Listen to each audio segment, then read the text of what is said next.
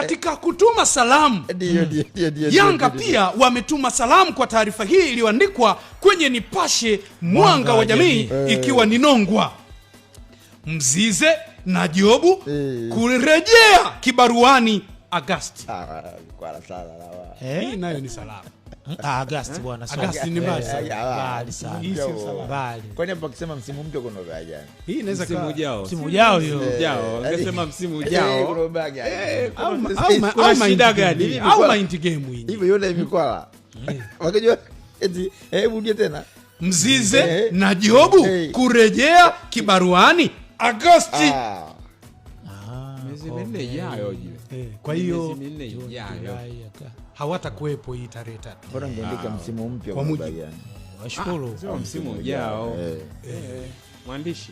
Kwa simple tu. Kwa maana hiyo kwenye mtanange huu wa kishukutwa hatakuwepo. Ndio. Sasa huyo kidogo itaka kwa tikisa watu hapa itakuwa tikisa watu hapa tumbo kidogo. Ndio ile kurejea kibaruani. Yaani unaposikia Mzize na Jobu kurejea kibaruani, ukisikia tu Agosti, sawa.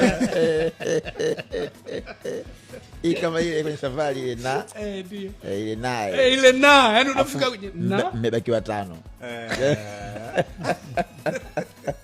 Lazima tupojeze pale na aje kukuta hiyo bwana, hizo tunakutana nazo sana. Unapokutana na sasa nani na vipi tena kwa tano sasa, alafu ilimkuta jana huyu wa 16 kuna mahala na sasa yule nao ya kwa tano. Sasa mbona sijasikia jina langu? Ndio